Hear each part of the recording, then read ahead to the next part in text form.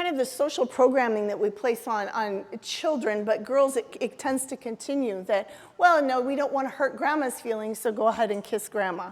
POM pepper spray has recently reformulated for even more effect when you bless the deserving with the hot sauce.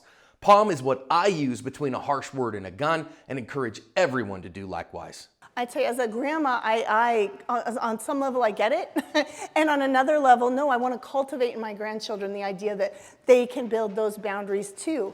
Then maybe they don't have to sit here and go, why am I not able to set up and defend boundaries? Why am I letting, toxic sister-in-law overrun everything and make my life miserable? I actually don't have a toxic sister-in-law. Anybody that knows my family, I really like my sister-in-law.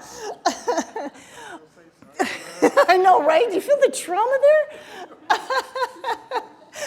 But no, but I do know a lot of friends that have just, really toxic extended families. It'd be hard to deal with. And you can start setting the foundation of self-worth and the ability to say no and being okay that their feelings matter really young. In fact, that's when you really need to be doing it. And it helps us as adults too to remember that the people around us, whether they're this tall or this tall, also get to make choices, and they are valuable human beings, and they are of great worth. And when you start seeing the other human beings like that as well, it can only help you. I started thinking, so if we're talking about men in general, bigger, stronger, more muscular, pound for pound, all of that, and women as the victim, smaller, weaker, who chooses a victim specifically that way? We all know there's people that are just violent. It doesn't matter. Like, we're impulsive. We don't have good anger control or whatever. We're not specifically targeting victims. We're just not good at life, I guess. But then this person we're talking about is specifically targeting someone that's smaller than them, that's weaker than them, that is vulnerable to them. So who does that? And I thought, that's bullies, right? That's what we see in little kids. And so I started studying about bullies. What kind of people are these? And can that give us any information? And this is a lot of small print, so I'll try to read it to you. But the first one is they intend to have a hostile attribution bias towards you. That means that it doesn't matter what you're doing. It might be positive interaction with them. It might be a neutral words to them. They may decide that they're going to impugn hostile intent to that. You may have said, hey, good morning, and they're going to see that as very hostile. And so you don't have a lot of control over that, how they're going to decide what your intentions are. You can decide that your intentions are good or neutral or whatever they are, but they get to decide how they're going to receive them. And this type of person is going to decide often that it's hostile.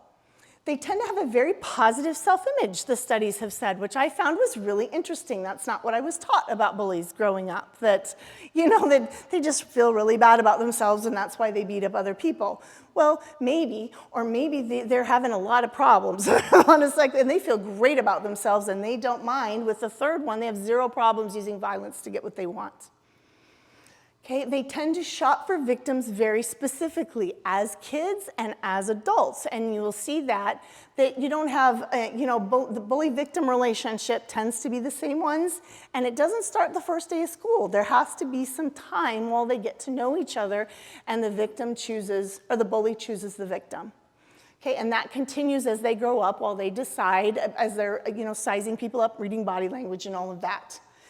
Now, I am a person that absolutely loves hurting teens. One of the things that I spend a great bunch of my year doing is organizing our national conference, which is 100% a fundraiser for Flint Hills Foster Teen Camps.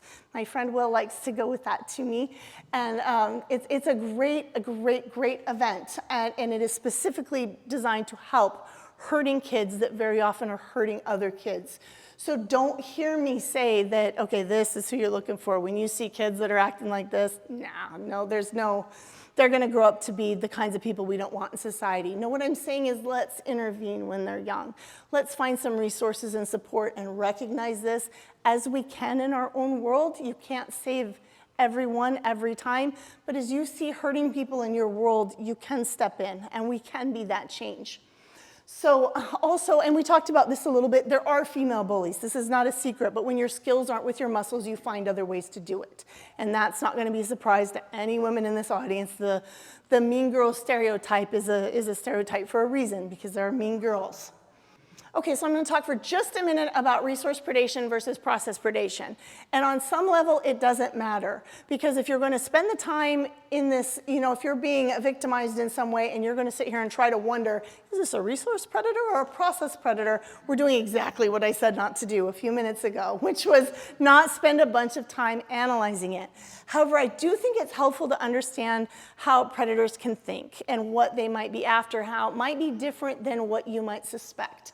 Okay, so what resource predation is you are a resource to that person, something that they can farm for whatever it is that they want. They might decide that they're going to farm you for money, or farm you for what's in your home, or they're going to farm your body for some type of sexual gratification, or they're going to farm your emotions for whatever it is they feel like they need at that moment. Okay? The other type is a process predator, that they don't care what they're taking from you. What they want to do is victimize you. That's what they enjoy. So you can have the same crime, like a sexual assault, could be a resource predation where they simply have decided they're okay taking whatever sexual gratification they want. Or it could be a process predation where they're enjoying victimizing you, and that happens to be the vehicle that they use. Okay?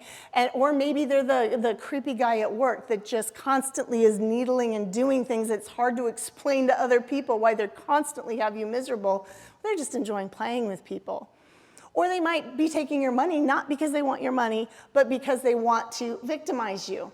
So thinking about the bullies that we talked about, if someone is going to impugn whatever you do or whatever you say with hostile intent, regardless of what your intents are, that's not a situation you're going to be very effective with as you try to de-escalate things. Okay, we cannot de-escalate the other people. We can try to bring the situation down. We can try not to make it worse. But if no matter what you say, they've decided you're hostile, you're going to find that ineffective. I mean, none of us can overcome that, right? So recognizing that that might be what's happening and you might have to step it up, rather than going, why is this, I don't understand. All I'm trying to do is apologize or communicate with this person and they are not receiving it. Again, don't try to understand it. Recognize that perhaps this is the type of person that we're talking about. It doesn't matter what you're doing, they're reading it another way, okay? Any interaction could be an invitation, and your understanding or intention isn't really required to be part of it. They get a vote, okay? And thinking about denying someone what they might need to victimize you could be helpful in mitigating risk or planning strategies. So if you have that coworker that is just constantly playing mind games and messing up things and sabotaging people, whatever it is, finding ways to mitigate that and block access so they can't have your emotional resources might be helpful. Finding ways at your home to set those boundaries so people can't have physical access to you is a way to do it. And there's a lot of different ways that people might try to victimizing you. Figure out where those are and how you can set up boundaries and defend them. It can go a long ways towards defending yourself and your space. If you're a fan of Active Self Protection Extra, you will love the ASP Unlimited app. It is chock full of everything that you love about ASP Extra and more, including full-length, uncut, unedited classes from some of the best instructors in America, and it is also the exclusive home of the Video Active Self Protection podcast. Hit the link in the description or download it from your favorite app store today and check it out on iOS, Android, Apple TV, Roku, Amazon Fire, or Android TV today.